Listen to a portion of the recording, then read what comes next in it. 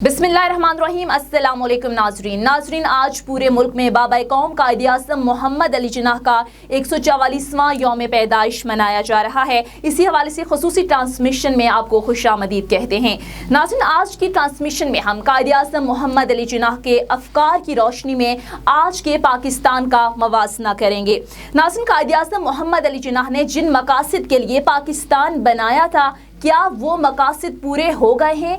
जिस पाकिस्तान के हुसूल के लिए लाखों मुसलमानों ने अपनी जानें कुर्बान कर दी, माओं और बहनों ने अपनी इज्जतों की कुर्बानियां दे दी, क्या आज इस मुल्क में सबकी जानें और इज्जतें महफूज हैं? कायद-ए-आज़म मोहम्मद अली जिन्नाह ने 13 जनवरी 1948 को इस्लामिया कॉलेज पेशावर में खिताब करते हुए कहा था कि हमने पाकिस्तान का मुतालबा एक ज़मीन का टुकड़ा हासिल करने के लिए नहीं किया था, बल्कि हम एक ऐसी तजर्बा का हासिल करना चाहते थे जहां हम इस्लाम के उसूलों को आजमा सकें। तो रियासत मदीना की बात करने वाले बताएं कि क्या ऐसी होती है रियासत मदीना जहां चोरी करने वाले को एक रात हवालात में रखने के बाद छोड़ दिया जाता है, कातिल को बाइज्जत बरी कर दिया जाता है और कौम का माल लूटने वालों को सदर या वजीर आज़म बना दिया जाता है। नाज़रीन, 21 मार्च 1948 की तकरीर में आपने फरमाया कि पाकिस्तान अमीरों, सरमायादारों और जागीरदारों और नवाबों की लूट खसूट के लिए बनाया नहीं गया, बल्कि ये मुल्क गरीबों का मुल्क है, इस पर गरीबों को हुकूमत का हक है। आप अपने दिल पर हाथ रख के बताएं कि क्या आपको असम्बली में कोई गरीब नजर आता है? क्या आसिफ अली जरदारी गरीब हैं? क्या नवाज शरीफ गरीब हैं? क्या मौलाना फजलुर रहमान, इमरान खान, असफन यार वली, ये सब क्या गरीब हैं? कोई एक भी गरीब दिखा दें जो पिछले 72 साल में पाकिस्तान का हुक्मरान बना हो। पूरी पार्लियामेंट के अंदर आपको एक भी गरीब नजर नहीं आएगा। जब पार्लियामेंट में कोई गरीब है ही नहीं तो ये पार्लियामेंट गरीबों के लिए आवाज क्यों उठाएगी? नाज़रीन, आज पाकिस्तान में 2.5 करोड़ बच्चे स्कूलों से बाहर हैं, बेरोजगारी उरूज पर है, अमनो अमान की सूरत हाल अबतर है, दरिंदे सिफ्त इंसान मासूम बच्चों के साथ ज्यादतियां करके उनकी वीडियोस बनाकर बाजारों में बेच रहे हैं। इसके साथ साथ आधी से जायद आबादी गुर्बत की लकीर से नीचे है, लेकिन हमारे हुक्मरान अपनी जायदादें बनाने में मसरूफ हैं। तो क्या आज का पाकिस्तान कायद-ए-आज़म का पाकिस्तान है? इसी सब पर आज की स्पेशल ट्रांसमिशन में हम बात करेंगे और इस पर बात करने के लिए आज स्टूडियोज में मेरे साथ मौजूद हैं सीनियर एंकर पर्सन जनाब जावेद नूर साहब। जावेद नूर साहब, बहुत शुक्रिया आपके वक्त का। सबसे पहले तो सर मुझे ये बताइएगा कि क्या आज का पाकिस्तान कायद-ए-आज़म का पाकिस्तान है? जिन मकासद के लिए कायद-ए-आज़म ने पाकिस्तान बनाया था वो मकासद आज पूरे होते हुए नज़र आ रहे हैं आपको? देखिए, पाकिस्तान बहुत आला और अरफा मकासद के लिए बनाया गया था। इसके लिए बरसग़ीर के मुसलमानों ने कुर्बानी दी और जिन मकासद के लिए पाकिस्तान का क़याम अमल में आया उसमें यह था कि इस्लामी रियासत जो है उसके क़याम की ख्वाहिश थी और मुसलमान अपने मज़हब पर अमल पैरा हो सकें और इस्लामी नज़रिए के मुताबिक अपनी ज़िंदगी गुजार सकें। बुनियादी मकसद ये था। मकसद ये था कि जो दो कौमी नज़रिया है वो अगर आप देखें तो इसकी बुनियाद था और इसमें बहुत सारे और मकासद थे। यानी मजमूई तौर पे आप कह सकते हैं कि एक अलग वतन हासिल किया गया, लेकिन इसका मकसद एक कोई ख़ित्ता ज़मीन हासिल नहीं करना था, ज़मीन का टुकड़ा हासिल नहीं करना था, बल्कि इसका मकसद ये था कि हम अपनी सोच में इनकलाब लेकर आएँ, हम अपनी फ़िक्र, नज़रिए और उसूल और क़ानून पर अपनी ज़िंदगी जो है गुजार सकें और इस्लामी नज़रिए के मुताबिक अपनी ज़िंदगी गुजार सकें। लेकिन आप देखें कि वो कहते हैं ख्वाब देखे हो गई आधी सदी, ख्वाब की ताबीर अभी तक दूर है। जिन मकासद के लिए पाकिस्तान हासिल किया गया था उनमें से बहुत सारे मकासद ऐसे हैं जो अब भी तिश्नए तकमील हैं। इसमें हम ज़ाहिर है कि अगर पाकिस्तान की हम बात करें तो इसमें हम चाहते हैं कि कानून की हुक्मरानी हो, अमीर और गरीब सबके लिए कानून बराबर हो और जो कुरान और सुन्नत है वो हमारे लिए मंशूर हो, वो हमारे लिए उसवे हसना हो, जो है उसके मुताबिक हम अपनी ज़िंदगी गुजार सकें। इसके अलावा करप्शन का ख़ात्मा हो और हम अपनी ज़िंदगियाँ अपने मुल्क के लिए वक्फ़ कर दें। लेकिन सर, जब इस्लामी उसूलों की बात होती है तो पाकिस्तान तहरीक इंसाफ जब गवर्नमेंट में आई तो उनकी जानिब से कहा गया था, रियासत मदीना की बात की थी, तो कहीं सर रियासत मदीना नज़र आ रहा है? वो तसव्वुर भी कहीं आपको नज़र आ रहा है? ایسا نہیں ہے، اور آپ دیکھیں کہ جو توقعات وابستہ تھی، ظاہر ہے کہ ہر حکومت سے عوام کو بہت سی توقعات وابستہ ہوتی ہیں، اور تحریک انصاف نے بہت سے دعوے بھی کیے تھے تو توقعات مزید بڑھ گئی تھیں. لیکن جہاں ہم ریاست مدینہ کی بات کریں تو اس میں پہلی بات تو یہ ہے کہ اس میں امیر غریب کا فرق نہیں ہے، ہر آدمی کو تحفظ حاصل ہوگا، اسے خوراک جیسی بنیادی ضرورت ملے گی، اسے تحفظ ملے گا، تعلیم کا حق ملے گا، صحت کا حق ملے گا. تو یہ ریاست مدینہ کا بنیادی اصول تھا، اور ہر شخص چاہے وہ اسلام پر عمل پیرا ہو یا کسی اور مذہب سے وابستہ ہو، اسے اپنے مذہبی رسومات کی ادائیگی میں جو ہے آزادی حاصل ہو، اپنے بات کہنے میں آزادی حاصل ہو، اپنی زندگی گزارنے میں آزادی حاصل ہو. لیکن ایسے بہت سارے جو معاملات تھے اس کے مطابق ہم وہ تمام اہداف حاصل نہیں کر سکے. اب آپ یہ دیکھ لیجئے کہ اگر ہم آج جیسے بات کر رہے ہیں کہ آج کا دن بڑی اہمیت کا حامل ہے. آج حضرت عیسیٰ علیہ السلام جو ہے ان کا یوم پیدائش ہے، آج قائد اعظم محمد علی جناح کا یوم پیدائش ہے، آج سابق وزیر اعظم نواز شریف کا یوم پیدائش ہے. آج کا دن بڑا اہمیت کا حامل ہے. تو وہاں پر اگر ہم بات کریں قائد اعظم کی تو آپ دیکھیں کہ قائد اعظم محمد علی جناح نے اپنی زندگی کن اصولوں کے تحت گزاری، کن ضابطوں کے تحت گزاری. بہت سارے ایسے واقعات ہیں جو ہمارے سامنے آتے ہیں.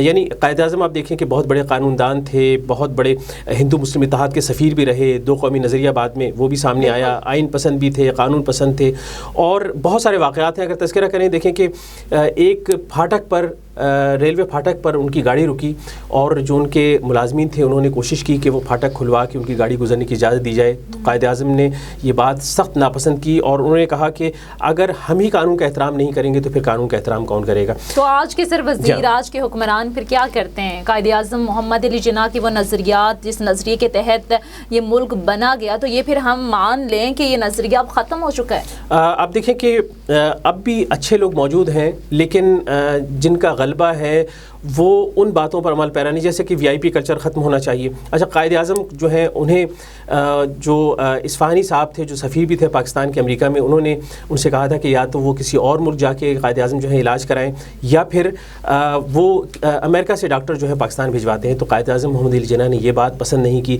قائد اعظم محمد علی جناح سے کہا گیا کہ آپ مسلم لیگ کے تاحیات صدر بن جائیں. انہوں نے سخت ناپسند کیا اس بات کو. انہیں شہنشاہ کا لقب دینے کی کوشش کی، انہوں نے ناپسند کیا. 1948 میں مارچ میں انہیں مشرقی پاکستان جانا تھا.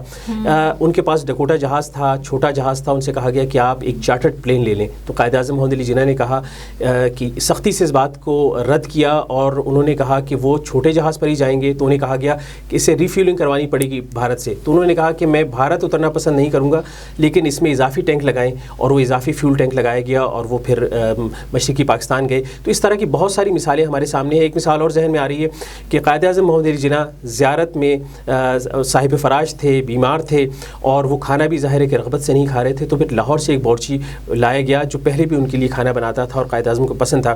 جب قائد اعظم کو اس بات کا پتہ چلا کہ قومی خزانہ اس پہ خرچ کیا گیا ہے تو وہ سخت انہوں نے ناپسند کیا اور اپنی جیب سے رقم ادا کی. تو یہ تمام مثالیں ہمیں یہ بتاتی ہیں کہ ہم نے زندگی کس طرح گزارنی ہے، اور اقتدار اگر حکمرانوں کو ملتا ہے تو یہ عوام کی امانت ہے، یہ اللہ تعالیٰ کی امانت ہے.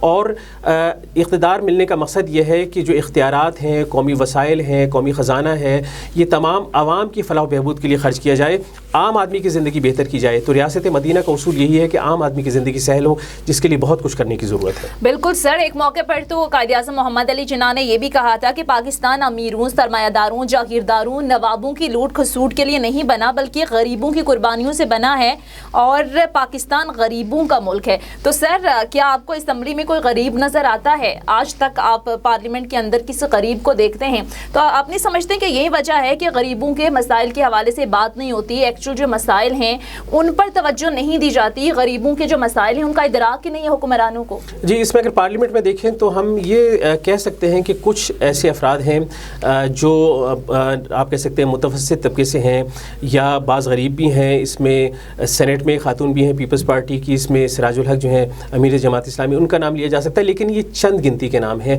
ہم یہ دیکھتے ہیں کہ پارلیمنٹ میں ایوان بالا، ایوان زیری میں جو اکثریت ہے وہ بہت ہی امیر لوگ یا کھاتے پیتے لوگ ہیں. اس میں جو عوام الناس کی جو نمائندگی ہے اس لحاظ سے ہم کہہ سکتے ہیں کہ نہیں، کیونکہ الیکشن لڑنا عام آدمی کے بس کی بات نہیں ہے.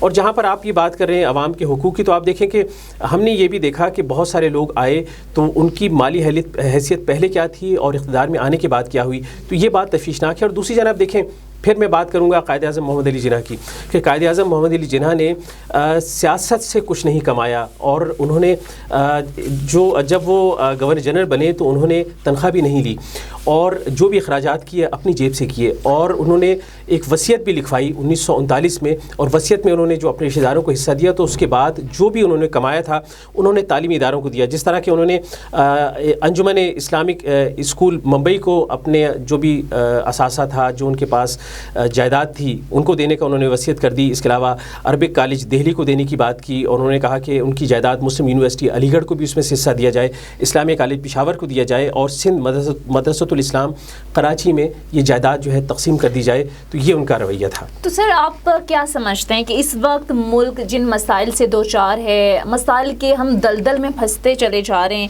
تو اس کی وجہ یہی ہے کہ ہم اس نظریے کو بھول چکے ہیں جس نظریے کے تحت یہ ملک بنا تھا؟ دیکھیے، جو بر صغیر کی تقسیم عمل میں آئی اور اس کے لیے مسلمانوں نے لاکھوں جانوں کی قربانی دی، اسلام کے نام پہ پہلا ملک بنا، اور قائد اعظم محمد علی جناح کا بھی یہ کہنا تھا کہ جس میں عام آدمی کی زندگی سہل ہو اور وہ اپنے نظریے اور اسلامی نظریے کے مطابق زندگی گزار سکے، ہم ایسا ملک چاہتے ہیں۔ اور آپ دیکھیں قرارداد مقاصد کو بھی اگر آپ سامنے رکھیں، جس کی بنیاد پر پھر آئین کی تشکیل ہوئی، تو یہ تمام مقاصد یہ تھے کہ دنیا میں ایک مثالی ملک بنایا جائے جہاں پر ہم اسلام اور قرآن و سنت کے مطابق اپنی زندگی گزار سکیں، اس میں عام آدمی کی زندگی سہل ہو، اور ہم دنیا بھر کے لیے مثال بنے، اچھے دنیا بھر کے لیے سر مثال ہم کیا بنے؟ معاشرتی طور پر سر ذرا مجھے یہ بتائیے گا کہ ہم کہاں پر کھڑے ہیں، ہماری سوشل ویلیوز کہاں ہیں؟ ہم دیکھتے ہیں آئے دن واقعات، معصوم بچوں کو زیادتیوں کا نشانہ بنایا جاتا ہے، ہماری ادویات میں ملاوٹ ہے، بچوں کے دودھ میں ملاوٹ ہے، کھانے کی ہر چیز میں ملاوٹ، ایون کہ ہم ہوٹلز میں جاتے ہیں وہاں گدھوں کتوں کا گوشت کھلایا جاتا ہے، اور چند پیسوں پر جان لینا تو سر ایک معمولی سی بات بن چکی ہے۔ تو کیا قائد کے پاکستان کا خواب شرمندہ تعبیر ہوگا؟ آپ دیکھیں تو ہم اگر آپ قانون کا جائزہ لیں، چیزوں کا جائزہ لیں، تو ہم نے پیش رفت ضرور کی ہے، اور صورتحال اتنی مایوس کن نہیں، لیکن جس طرح کہ آپ نے مختلف واقعات گنوائے تو اخلاقی طور پر ہماری جو اقدار تھیں ہم انہیں بھولتے چلے جا رہے ہیں۔ اور جس طرح کا ذمہ دار آپ کسے ٹھہراتے ہیں؟ حکمران ہیں، بحیثیت قوم ہم خود ہیں، کون ہے ذمہ دار اس سب کا؟ آج ہم تعلیم پر تو توجہ دیتے ہیں لیکن تربیت کو ہم نے چھوڑ دیا، اور آج کا دن جو ہے جب ہم قائد اعظم محمد علی جناح کے 144واں یوم پیدائش منا رہے ہیں، تو یہ وقت ہمیں اس بات کی دعوت دیتا ہے کہ ہم خود احتسابی بھی کریں اور بحیثیت قوم بھی اپنا احتساب کریں کہ جو اچھی روایات ہماری تھیں ہم انہیں ترک کرتے جا رہے ہیں۔ اس میں حکومت کی بھی ذمہ داری ہے، اس میں قانون نافذ کرنے والے اداروں کی ذمہ داری ہے، اس میں عوام الناس کی ذمہ داری ہے، اساتذہ کی ذمہ داری ہے، میری آپ کی، ہم سب کی ذمہ داری ہے۔ بالکل میری آپ ہم سب کی ذمہ داری ہے، بحیثیت قوم ہمیں خود کا احتساب کرنا ہوگا کہ آج ہم کہاں کھڑے ہیں۔ ایک اور اہم ٹاپک ناظرین، ملک بھر میں آج مسیحی برادری کرسمس کا تہوار جوش و جذبے کے ساتھ منا رہی ہے۔ ہمارے نمائندے فیصل مقصود ایک چرچ کے باہر موجود ہیں، ان سے ذرا صورتحال جان لیتے ہیں۔ فیصل، مجھے یہ بتائیں کہ مسیحی برادری یہ تہوار کس طرح سے منا رہی ہے؟ کیا کہتے ہیں مسیحی برادری کے لوگ؟ جی، ملک بھر کی طرح اسلام آباد میں بھی مسیحی برادری اب کرسمس کا تہوار جوش و خروش سے منا رہی ہے۔ میں اس وقت سینٹ تھامس چرچ G71 میں موجود ہوں، جہاں پر بچوں، بڑوں اور خواتین کی سمیت مسیحی برادری کی خاصی تعداد موجود ہے۔ اس کے ساتھ ساتھ آپ کو بتاتا چلوں یہاں پر مقامی مسیحی سمیت غیر ملکی مسیحی برادری بھی یہاں پر موجود ہے۔ اس کے علاوہ یہاں پر سیکیورٹی کا خصوصی انتظام کیا گیا۔ وفاقی دارالحکومت سے تعلق رکھنے والے مسیحی برادری کے علاوہ یہاں پر غیر ملکی مسیحی بھی خاصی تعداد میں موجود ہے۔ اس کے ساتھ ساتھ آپ کو بتاتا چلوں یہاں پر صبح کرسمس کا آغاز اپنی خاص عبادتوں سے کیا گیا، جس میں ملک کے امن اور سلامتی کے لیے دعائیں بھی کی گئی۔ جی ناظرین، آج کے تہوار کے حوالے سے مسیحی برادری کیا کہتی ہے، اس حوالے سے آپ کو کچھ سوچ سنواتے ہیں۔ جتنا ہو سکے کہ ملک میں امن کو برقرار رکھیں، کوئی بھی ایشوز ہوتے ہیں تو لوگ روڈز پہ نکل آتے ہیں، تو میں یہ کہنا چاہوں گی کہ کوشش کریں کہ ان چیزوں کو سارٹ آؤٹ کیا جائے، نہ کہ روڈز پہ نکل کے دوسروں کو پریشان کیا جائے۔ کرسمس کا پیغام is of spreading peace in the world and it's about Jesus Christ. Christmas میں یہی میسج دیں گے کہ جو ایک دوسرے سے ناراض ہیں جو ان کو معاف کریں اور ان سے صلح و سلامتی کریں، کیونکہ ہمارے خداوند یسوع مسیح یہی پیغام لے کے دنیا میں آئے تھے کہ تاکہ صلح اور سلامتی ہو۔ کرسمس مینز ہیپینس، مطلب خوشیاں، اور خوشیوں کا جو موقع ہوتا ہے ہم اس میں سارے ہم اچھے کپڑے پہنتے ہیں، نئے کپڑے پہنتے ہیں، لوگوں سے ملتے ہیں، اپنے فرینڈس، فیملی، ڈنر، لنچ، ہم، اور اس سے زیادہ امپورٹنٹ یہ ہے کہ basically it's a gift. Christmas ایک ہمارے لیے گفٹ ہے. So the Jesus was born on this like basically 25 of December. تو اس کی وجہ سے ہم یہ کرسمس سیلیبریٹ کرتے ہیں پلس، اور وی آر ہیپی. اور ناظرین اسی کے ساتھ ہی ہماری آج کی خصوصی ٹرانسمیشن کا وقت اپنے اختتام کو پہنچا. جاوید نور صاحب بھی ہمارے ساتھ موجود ہے. سر آپ کے وقت کا بھی شکریہ. فیڈ بیک ضرور دیجیے گا. خدا حافظ.